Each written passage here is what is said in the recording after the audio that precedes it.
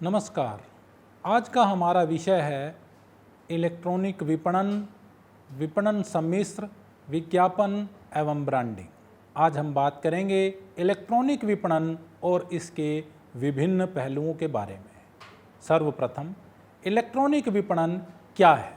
Electronic विपणन electronic माध्यम से मार्केटिंग गतिविधियों पर विचार करने और मार्केटिंग करने की प्रक्रिया है। इलेक्ट्रॉनिक माध्यमों में मूल रूप से शामिल है कंप्यूटर, इंटरनेट और अन्य इलेक्ट्रॉनिक उपकरण और नेटवर्क का उपयोग, जिससे माल या सेवाओं का आदान प्रदान किया जाता है और इनके संदर्भ में उनके मूल्य निर्धारित किए जाते हैं। ई मार्केटिंग में कंप्यूटर संचार, इंटरैक्टिव मीडिया और डिजिटल तकनीकों का उपयोग शामिल है। संगठन के विपणन उद्देश्यों के लिए ईमेल भेजना, एसएमएस भेजना, बैनर जैसी मार्केटिंग रणनीतियां अपनाई जाती हैं और ग्राहकों को आकर्षित करने के लिए नए नए तरह के विज्ञापन, रेफरल, वीडियो विज्ञापन जैसे अनेक उपयोग किए जाते हैं। सीधे शब्दों में अगर हम कहें तो ई मार्केटिंग का अर्थ है वस्तुओं या सेवाओं को बेचने में मदद करने के लिए डिजिटल तकनीकों का उपयोग करना। सूचना प्रौद्योगिकी में हो रहे निरंतर विकास ने विपणन के लिए नए आयाम प्रदान किए हैं एवं कंपनियों के लिए पारंपरिक विपणन तरीकों के साथ इलेक्ट्रॉनिक विपणन के नए नए अनूठे प्रयोग शुरू कर दिए हैं। ऐसा करने से प्रौद्योगिकियां पारंपरिक विपणन विधियों के लिए एक मूल्यवान पूरक के रूप में सामने आई है। हालांकि ज़्यादातर व्यवसाय पारंपरिक तरीकों से ही विपणन करना चाहते हैं एवं इस विपणन को इलेक्ट्रॉनिक विपणन के साथ साथ जारी रखना चाहते हैं। ई मार्केटिंग के साथ शानदार परिणाम आ रहे हैं और इसकी लचीली और प्रभावी प्रकृति कम लागत के साथ छोटी फर्मों के लिए भी इसको उपयुक्त बनाती है। तो ई विपणन के उद्देश्य क्या है? बात करते हैं इलेक्ट्रॉनिक विपणन के उन उद्देश्यों की जो अलग अलग तरह की संगठनात्मक जरूरतों के हिसाब से पूरित किए जा सकते हैं। लेकिन अगर हम मूल रूप से देखें तो 5S अनिवार्य रूप से इलेक्ट्रॉनिक विपणन के उद्देश्यों में शामिल होते हैं। 5S की रूपरेखा में शामिल है सेल यानी कि बेचना, सर्व यानी कि सेवा करना, स्पीक यानी कि बोलना, सेव यानी कि इकट्ठा करना और सिजल यानी कि किसी को बहुत अच्छे तरीके से पारंगत करना। सबसे पहले बात करते हैं सेल की। उत्पादों और सेवाओं को बेचने के लिए इलेक्ट्रॉनिक माध्यमों का उपयोग करना। सर्व, ग्राहकों की सेवा के लिए इंटरनेट का उपयोग करना। स्पीक, ग्राहकों के साथ संवाद करने के लिए इंटरनेट या इलेक्ट्रॉनिक उपकरणों का उपयोग करना। सेव, सहेज करना यानी कि लागत बचाने और कम करने के लिए इलेक्ट्रॉनिक माध्यमों का उपयोग करना। सिजल, ब्रांड की पहचान बनाने के लिए इंटरनेट का उपयोग करना। लेकिन जब भी हम ई विपणन के उद्देश्य निर्धारित करें तो हम यह देखें कि हमारे उद्देश्य विशिष्ट हों, मापने योग्य हों, क्रियान्मुख हों और इनको समयबद्ध तरीके से अर्जित किया जा सके। सबसे पहले विशिष्टता। विशिष्टता का मतलब है हम ये सुनिश्चित करें और निर्दिष्ट करें कि क्या हासिल किया जाना है। अगर हम कोई भी विपणन प्रयोग कर रहे हैं तो उससे हम क्या हासिल करना चाहते हैं। दूसरी बात है मापन की, यानी कि जो भी हमारे उद्देश्य हैं, जिस तरीके से भी हम अपने विपणन को करना चाहते हैं वो हमारे उद्देश्य मापने योग्य हों, जिसे प्रदर्शक संकेतों के रूप में, परिणामों के रूप में, संख्या के रूप में, प्रतिशत के रूप में प्रदर्शित किया जा सके। इसके बाद हम कहते हैं कि हमारे उद्देश्य क्रियान्मुख हों, जिनके ऊपर क्रिया करने की आवश्यकता हो, हमें ये पता हो कि क्या क्रिया है, कौन करेगा, किस तरह से करेगा और किन किन संचार सुविधाओं की या अन्य पूरकों की आवश्यकता होगी, ये सब हमें पहले से ज्ञात हो। अगली बात है समयबद्धता की, यानी कि निर्दिष्ट समय सीमा के भीतर यह उद्देश्य पूरे हों और अच्छी तरह से हम डेडलाइन इसके लिए स्थापित करें। किसी भी विशिष्ट ई मार्केटिंग उद्देश्यों के कई तरह के उदाहरण हो सकते हैं। जैसे अगर हम कहें कि ऑनलाइन मार्केटिंग शुरू करने के पहले साल के भीतर ग्राहकों की संख्या में 20% की वृद्धि करना हमारा उद्देश्य है, या हम कहें कि 2022 में किसी विशेष उत्पाद को प्रायोजित करना एवं उसकी बिक्री में 25% की वृद्धि करना, या हम कह सकते हैं कि अगले साल के अंत तक ईमेल कवरेज को मौजूदा ग्राहक आधार से 50% तक बढ़ाना, या हम कहें कि किसी विशेष उत्पाद के प्रयोग से संबंधित 1000 ग्राहकों से अगले 15 दिन के भीतर राय लेना। ये सभी हमारे विशेष उद्देश्यों के उदाहरण हैं। इसी तरह से हम कह सकते हैं कि ई मार्केटिंग माध्यम से प्रत्यक्ष विपणन की वार्षिक लागत को 20% तक कम करना। ये सब उदाहरण हो सकते हैं हमारे ई विपणन के उद्देश्यों के। अब हम देखते हैं कि हमारे इलेक्ट्रॉनिक विपणन के लाभ क्या हैं। इलेक्ट्रॉनिक विपणन के कई लाभ हैं। सबसे पहला लाभ जो हम किसी भी इलेक्ट्रॉनिक व्यवसाय से जोड़ सकते हैं वह है वैश्विक पहुंच। एक वेबसाइट दुनिया के किसी भी व्यक्ति तक पहुंच सकती है जिसके पास इंटरनेट है। यही उदाहरण है आपके ईमेल का या आपके बैनर का। यह मदद करता है नए बाजार को खोजने की और एक छोटे से निवेश के साथ विश्व स्तर पर प्रतिस्पर्धा करने की। आपने देखा होगा कि चीन की बड़ी बड़ी कंपनियां भी पूरे विश्व में अपने बैनर के साथ अपना इलेक्ट्रॉनिक विपणन आजमा रही हैं। इससे अगली बात अगर हम देखें तो वह लागत से संबंधित है, यानी कि कम लागत। एक उचित रूप से नियोजित एवं प्रभावी ढंग से लक्षित अभियान पारंपरिक विपणन विधियों की तुलना में बहुत ही कम लागत पर ग्राहकों तक पहुंचाया जा सकता है। इसके बाद अगर हम बात करें मापने योग्य परिणामों की, ईमेल या बैनर विज्ञापन द्वारा विपणन स्थापित करना व इसके प्रभाव को नापना बहुत ही ज़्यादा आसान बन गया है।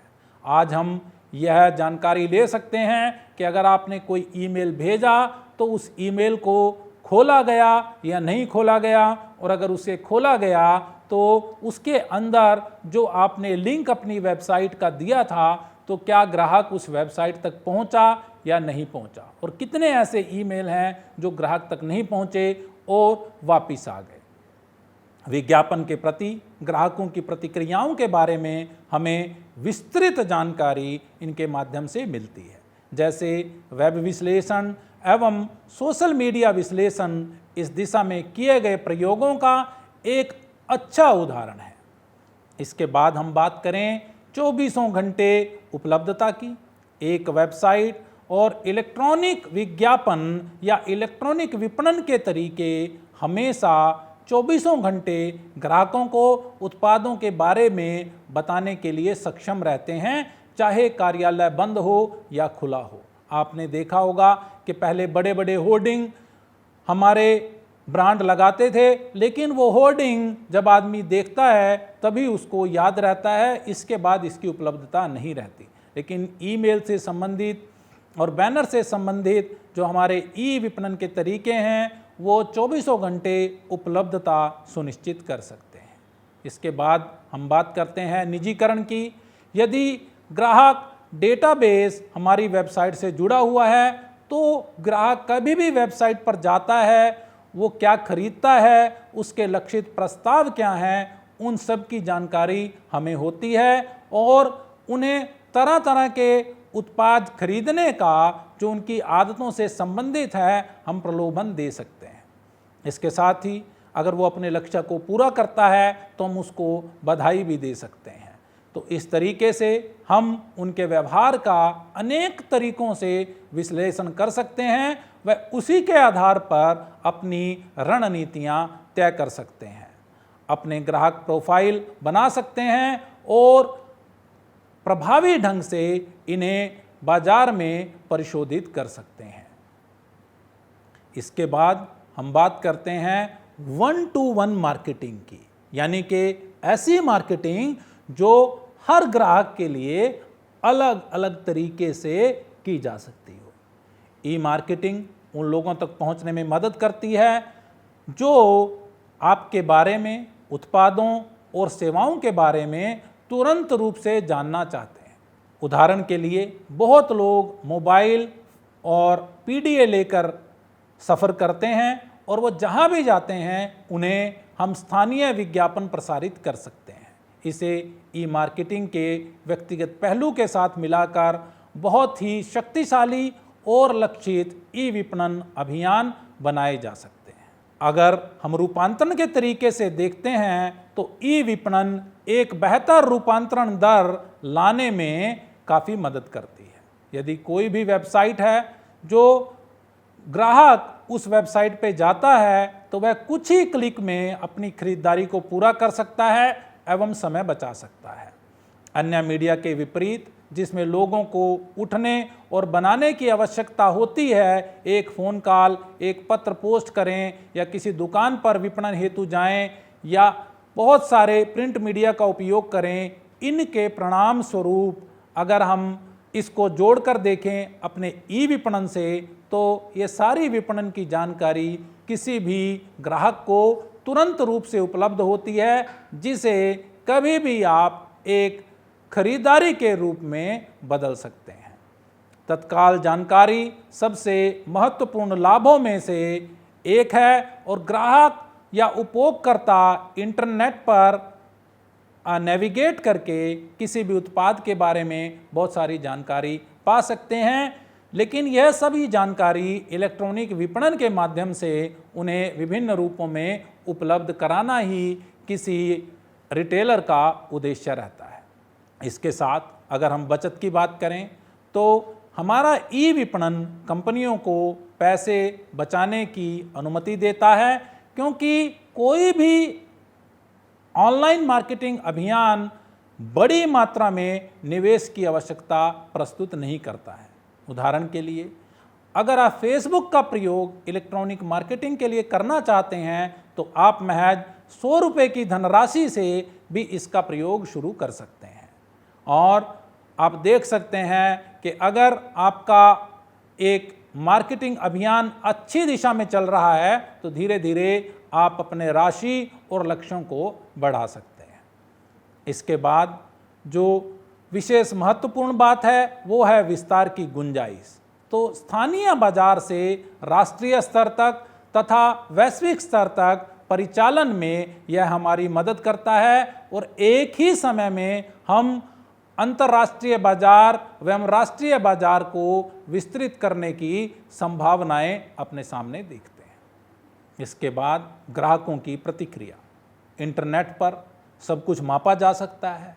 इस प्रकार कंपनियों के लिए यह आसान है कि उनका अभियान काम कर रहा है या नहीं कर रहा है, कौन सा उपभोक्ता उनके उत्पादों में रुचि रखता है, जिससे हमें विपणन अभियान को बीच में ही मोड़ने की, उसको अलग तरीके से प्रस्तुत करने की या बंद करने की या उसका रूपांतरण करने की क्षमता मिल जाती है।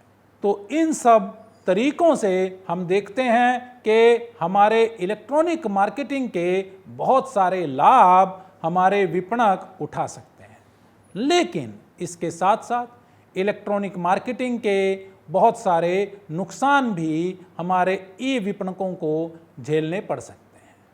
वो कौन से हैं? सबसे पहले देखें तो वेबसाइटों की जटिलता।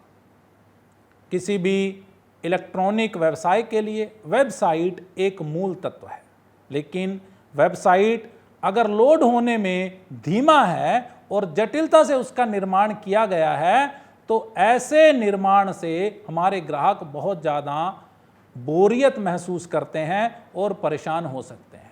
यानी कि आपने एक विपणन के लिए कोई प्रक्रिया अपनाई और आपके वेबसाइट के लिए हमारे ग्राहक ने क्लिक किया, लेकिन वेबसाइट पर जाते हुए और उस पर कार्य करते हुए इतना समय लगा कि ग्राहक ऊब गया और बिना ही खरीदारी किए वापिस आ गया, जो अपने आप में एक हानि का स्रोत बनता है। इसके बाद दूसरी महत्वपूर्ण बात है निरीक्षण के बिना खरीदारी। जब हम ई कॉमर्स उपयोगकर्ताओं की बात करते हैं तो ई कॉमर्स माल खरीदने से पहले स्पर्श करने, देखने की अनुमति तो देता है, लेकिन स्पर्श करने की अनुमति नहीं देता है। इस वजह से कुछ ग्राहक सामान वापसी की गारंटी देने की बात करते हैं, लेकिन अभी कोई भी सेल्समैन प्रत्यक्ष रूप से उपलब्ध नहीं रहता है जो उनको इस बारे में समझा सके और उन्हें ये बता सके कि किन किन कारणों से आप वापस कर सकते हैं और कहाँ पे आपको सामान की वापसी की गारंटी संभावित है।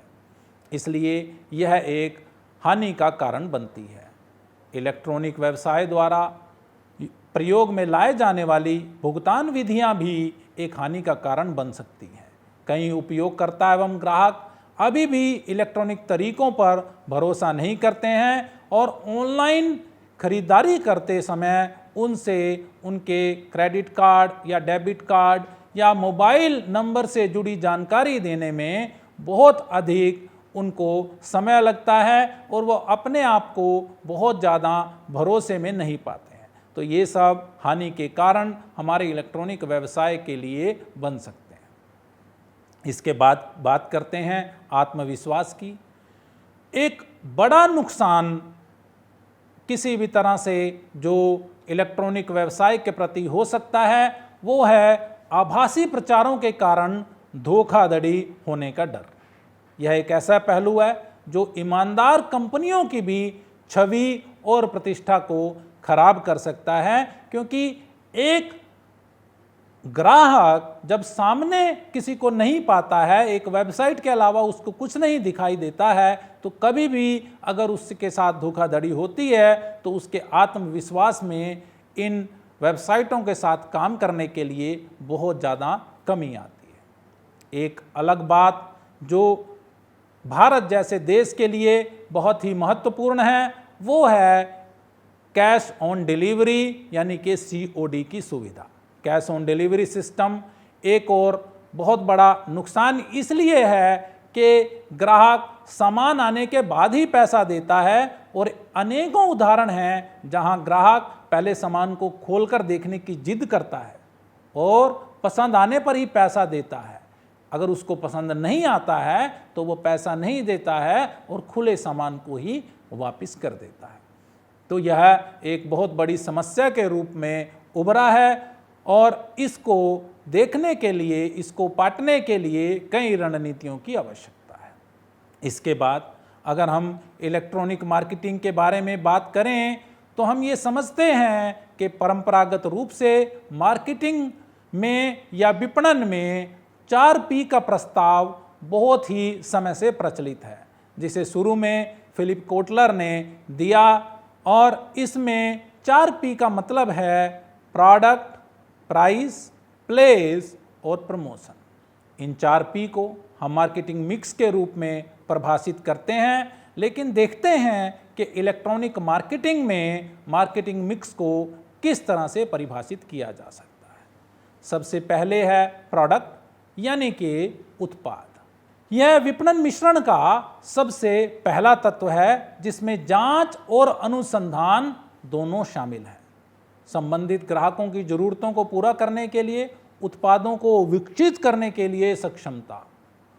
उत्पाद धारणा की एक परंपरागत परिभाषा जो फिलिप कोटलर ने दी, उसका मतलब है कि एक उत्पाद कुछ भी है जो ब्याज हो सकता है, खरीद हो सकता है, उपयोग या कब्जा करने के उद्देश्य से बाजार में पेश किया जाता है। जब यह किसी आवश्यकता को पूरा करता है या एक इच्छा को पूरा करता है तो यह एक उत्पाद बन जाता है। एक उत्पाद भौतिक भी हो सकता है, वस्तु हो सकती है, कोई सेवा हो सकती है, कोई व्यक्ति, संस्थान, संगठन या विचार हो सकता है।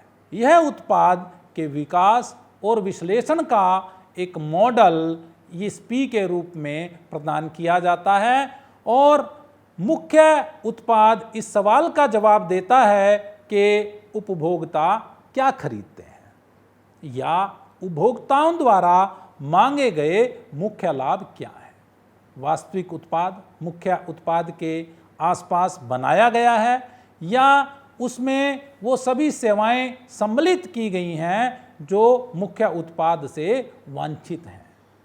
इन मुख्य रूप से जो 5 चीज़ें किसी उत्पाद में सम्मिलित होती हैं उसमें गुणवत्ता, उसकी विशेषताएं, उसकी शैली, उसके ब्रांड का नाम और उसकी पैकेजिंग। इस स्तर पर सुनिश्चित करने के लिए कई तरह की रणनीतियां हमें अपनानी पड़ती हैं ताकि उत्पाद प्रतिस्पर्धाओं के उत्पादों से भिन्न हो और हमें लाभ प्रदान करे। इसके साथ ही हमें एक संवर्धित उत्पाद के बारे में सोचना चाहिए। संवर्धित उत्पाद क्या है? संवर्धित उत्पाद कुल उत्पाद की अंतिम और सबसे संवेदनशील परत के रूप में आता है। यह उत्पाद को अतिरिक्त सेवाओं और लाभों के साथ पूरा करता है, जैसे बिक्री के बाद सेवा, वारंटी, वितरण शर्तें और अत्यधिक प्रतिस्पर्धा बाजारों में यह संवर्धित उत्पाद है कि नहीं बहुत अधिक अंतर पड़ता है और खरीदारी के फैसले को आगे बढ़ाने में यह मदद करता है। जैसे आपने देखा होगा, अगर हम डेल की बात करते हैं तो यह एक वारंटी के रूप में तो हमें सेवाएं देता है, साथ ही यह वारंटी होती है जिसको हम ऑन साइट वारंटी कहते हैं। यानी कि अगर आपके उत्पाद में कोई भी गड़बड़ होती है तो कंपनी जिस भी स्थान पर आप होंगे उसी स्थान पर जाकर इस उत्पाद को ठीक करेगी। इसके साथ ही संवर्धित उत्पाद के कई सारे अन्य पहलू हैं, जैसे ऐड ऑन सेवाएं। अभी आप देखते हैं कि कोई भी सामान आप अमेज़न से खरीदते हैं उसको आप उपहार कवर में लपेट सकते हैं। इसके साथ साथ उपहार से संबंधित संदेश आप भेज सकते हैं। इसके साथ ही ब्रांड से जुड़े हुए वीडियो को आप साझा कर सकते हैं एवं कई तरह के साक्षात्कार अपने ग्राहकों से लेकर उनकी पेशकश भी दूसरे ग्राहकों तक कर सकते हैं। तो ये सभी उत्पाद से जुड़े हुए प्रारूप हैं जिनको विशेष रूप से इलेक्ट्रॉनिक विपणन के एक पी के रूप में देखा जा सकता है। दूसरा पी है प्राइस यानी कि मूल्य। मूल्य विपणन की श्रेणी का एक अत्यंत ही महत्वपूर्ण तत्व है, क्योंकि यह वही है जो संगठन के लिए टर्नओवर उत्पन्न करने में सक्षम है, पैसा लाने में सक्षम है। बातचीत में अधिक गहराई से देखने पर विपणन मिश्रण के 4 पी के बीच मूल्य का एक विशेष महत्व है, क्योंकि यह किसी भी ग्राहक को एक त्वरित निर्णय लेने में मदद करता है। अगर ग्राहक मूल्य से संतुष्ट है और उसको ये लगता है कि यह सामान उसको बहुत ही अच्छे मूल्य पर मिलता है, तो शायद उसको कभी भी एक त्वरित निर्णय लेने में कोई संकोच नहीं होता। इसके साथ ही हमारी मार्केटिंग के बाकी 3 पी भी जुड़े होते हैं इसी पी से, क्योंकि हर पी के साथ एक लागत जुड़ी होती है, चाहे वो उत्पादन से जुड़ी हो, डिज़ाइन करने की लागत हो या वितरण करने की लागत हो, स्थान के चयन की लागत हो। निश्चय रूप से वो सभी प्राइस में यानी कि मूल्य में किसी ना किसी तरीके से जुड़ जाती हैं। इंटरनेट का उपयोग मूल्य निर्धारण के लिए मुद्दों में कैसे हस्तक्षेप करता है, इस बारे में कई तरह के एकल और समेकित दृष्टिकोण संभावित हैं। लेकिन अगर हम देखें मूल रूप से, तो पहला दृष्टिकोण इंटरनेट पर बेचे जाने वाले उत्पादों की कीमतों के बारे में है। यह दृष्टिकोण हमेशा कहता है कि इंटरनेट से अगर हम कोई सामान खरीदते हैं तो ग्राहक ये अपेक्षा करते हैं कि वह सामान बाजार में मिलने वाले सामान से सस्ता होगा और उसकी तुलना न केवल वह दूसरी साइटों से करता है बल्कि वह परंपरागत बाजार में भी इसके मूल्य का एक कंपैरिजन करके देखता है। दूसरा दृष्टिकोण है मूल्य पारदर्शिता, जो एक बड़ा सिद्धांत है वास्तविक व्यवहार के लिए, यानी कि उपभोक्ता हमेशा चाहता है कि उसके लिए मूल्य में हमेशा पारदर्शिता बरती जाए। उदाहरण के लिए यह अनुमान है कि 79% पुस्तकें खरीदते समय पहले साइट से और केवल 10% ऑनलाइन खरीदार आक्रामक सौदेबाजी के शिकार होते हैं।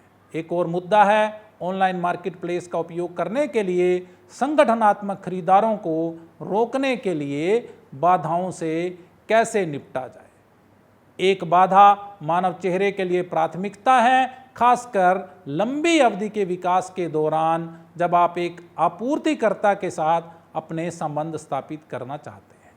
तो इसलिए जब भी आप मूल्य निर्धारण करें तो इन सारी चीज़ों को बड़े अच्छे तरीके से देखने की ज़रूरत है।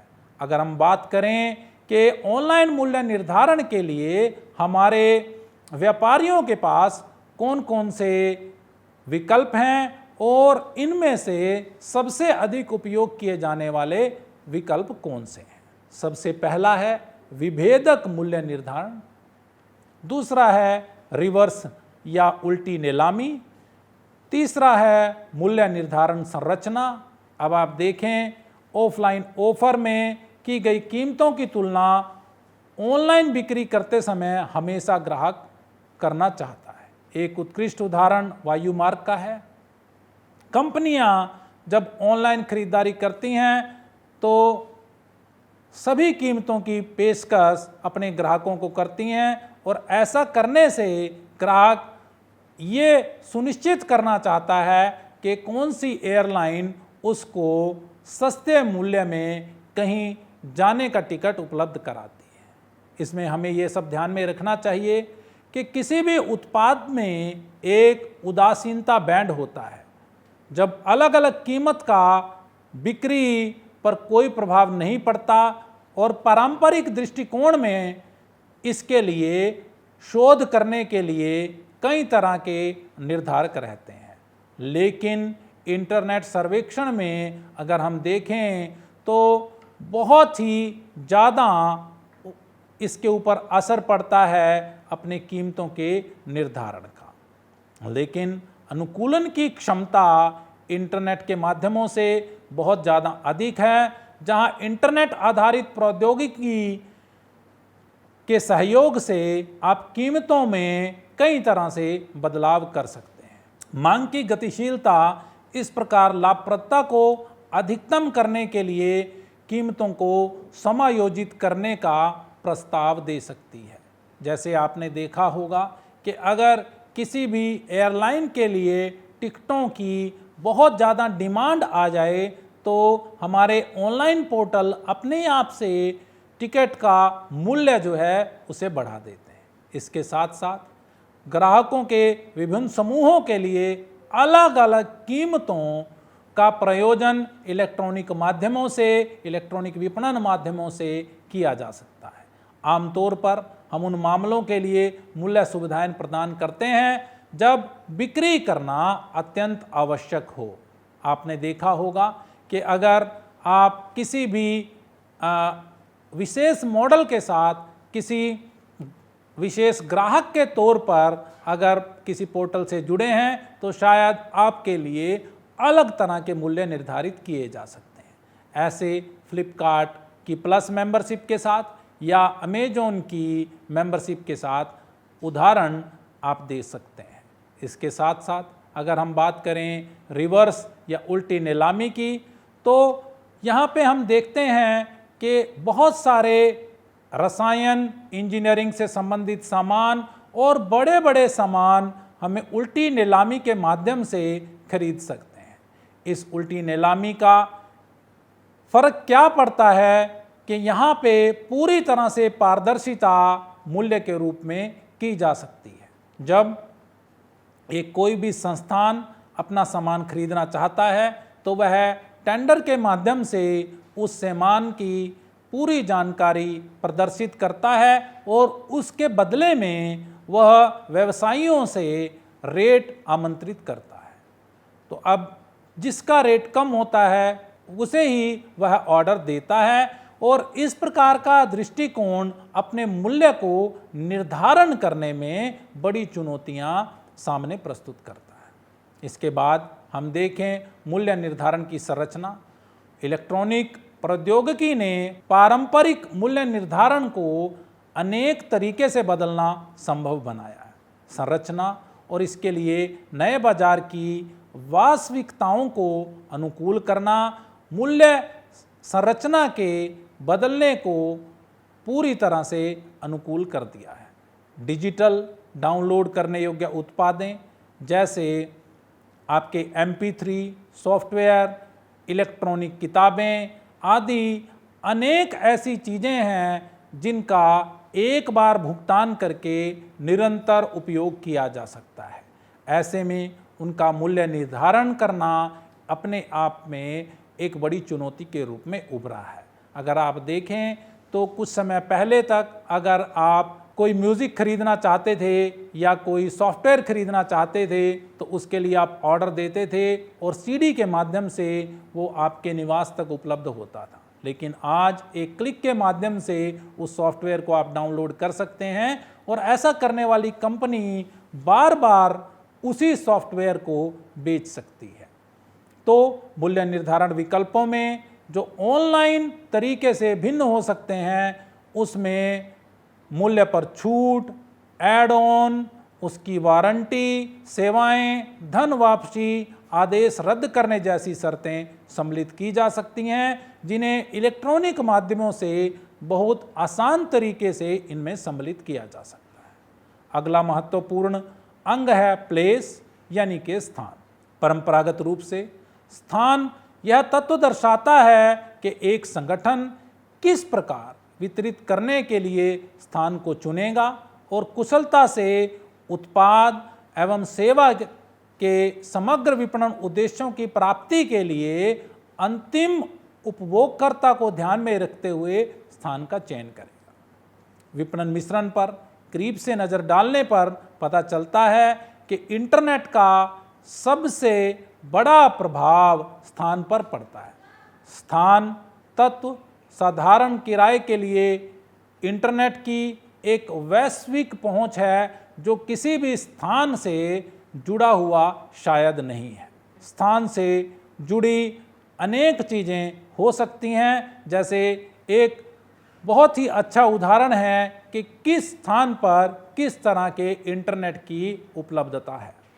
उसी के अनुसार क्या आप अपने विपणन को उसी तरह से मोड़ सकते हैं या कौन से स्थान पर किस तरह की भाषा का प्रयोग में लाया जाना संभव है और किस तरह की भाषा को प्रयोग में लाया जाना बिल्कुल गलत है।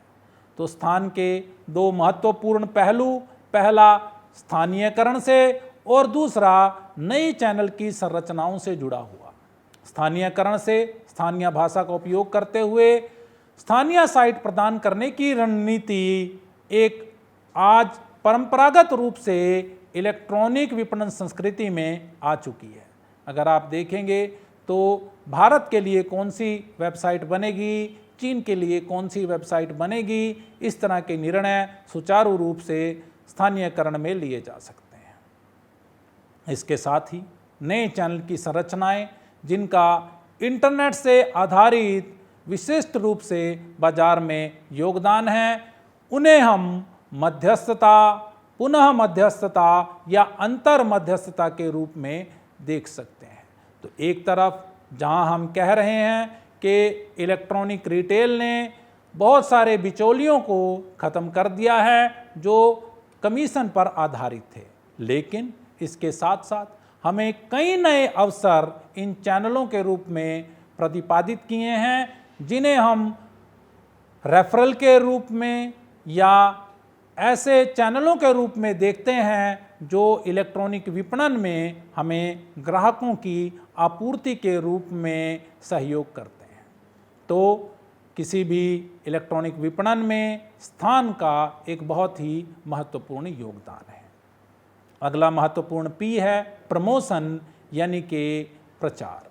यह मार्केटिंग मिक्स के उस हिस्से के रूप में उभरा है जिसका तात्पर्य है मार्केट संचार का उपयोग करके हमारे ग्राहकों को लुभाना एवं संगठन से जुड़े हुए उत्पादों के बारे में जानकारी प्रेषित करना।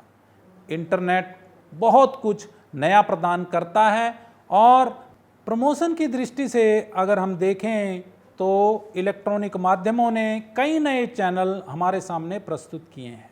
जैसे हम देखते हैं सोशल मीडिया मार्केटिंग जो एक नए चैनल के रूप में उभरा है। इसके साथ साथ मोबाइल मार्केटिंग जो मोबाइल फ़ोन के माध्यम से होती है, ये सारे चैनल नए रूप से हमारे सामने उभरे हैं।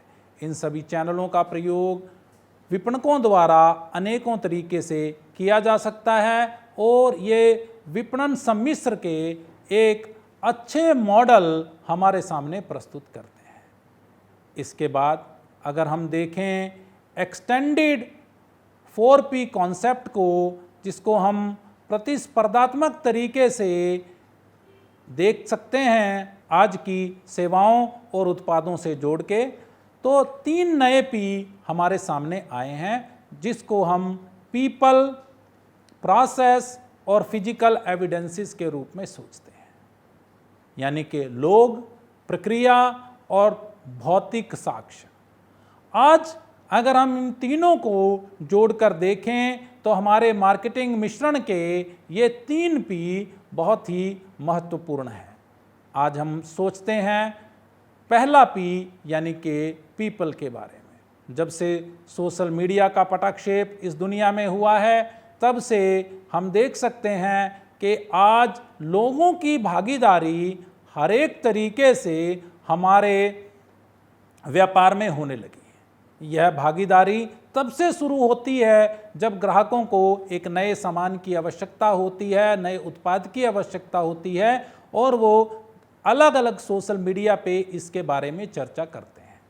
तो इसलिए इन लोगों की भागीदारी इलेक्ट्रॉनिक माध्यमों से निश्चय रूप से बढ़ी है और इस भागीदारी को हमारे विपणन में समावेशित करना आसान हो गया। आप देख सकते हैं कि आज कई ऐसी वेबसाइट हैं जो सिर्फ लोगों की भागीदारी द्वारा, उनके द्वारा दी गई प्रतिक्रियाओं से ही चलती हैं और उसका उपयोग अनेक तरह से विपणनकर्ताओं द्वारा किया जा सकता है। इसके बाद अगली बात है प्रोसेस की, यानी कि प्रक्रिया की। आज हम देखते हैं कि इलेक्ट्रॉनिक माध्यमों ने प्रोसेस को और प्रक्रिया को आसान बना दिया है एवं इसको हमारे विपणन के तरीके से जोड़ा जा सकता है। आज आप देखें कि आप किसी भी सामान को अगर अमेज़ॉन से ऑर्डर करते हैं तो वो सामान कब प्रोसेस हुआ, कब पैक हुआ, कब चला और कहाँ तक पहुँचा, ये सब हम अपनी प्रक्रिया के रूप में विपणन से जोड़ सकते हैं। इसी तरह से फिजिकल एविडेंसेस या भौतिक साक्ष्य हमारे ई विपणन से जुड़े हैं और जो भी काम हम इलेक्ट्रॉनिक माध्यमों से करते हैं उसका साक्ष्य या उसके एविडेंसेस ईमेल के रूप में, SMS के रूप में या सोशल मीडिया पे दिए गए संदेशों के रूप में हमें अपने आप से प्राप्त होते रहते हैं। आप देख सकते हैं कि जब भी आपने कोई ऑर्डर प्रेषित किया है तो उसकी जानकारी तुरंत रूप से एक रसीद के रूप में हमारे ईमेल पे, हमारे मोबाइल पे उपलब्ध हो जाती है। इसके साथ ही अगर हम देखें कि जब भी आपने कोई कंप्लेंट दर्ज की है तो उसकी जानकारी भी आपको आसानी से अपने ईमेल या अन्य इलेक्ट्रॉनिक माध्यम से उसकी प्राप्ति हो सकती है। इसके साथ साथ किसी भी उत्पाद की अभिव्यक्ति, कैसे खरीदा और कैसे इसको उपयोग किया जा सकता है, ऑनलाइन संदर्भ में उसकी भौतिक एक प्रस्तुति हमेशा से की जा सकती है। तो हम ये देख सकते हैं कि इलेक्ट्रॉनिक विपणन अनेकों तरीके से हमें नए उदाहरण प्रस्तुत करता है और साथ ही नई अपार संभावनाएं हमारे इलेक्ट्रॉनिक व्यवसाय को प्रेषित करता है, जिनका उपयोग कई तरीके से हम अपने व्यवसाय को आगे बढ़ाने के लिए कर सकते हैं। धन्यवाद।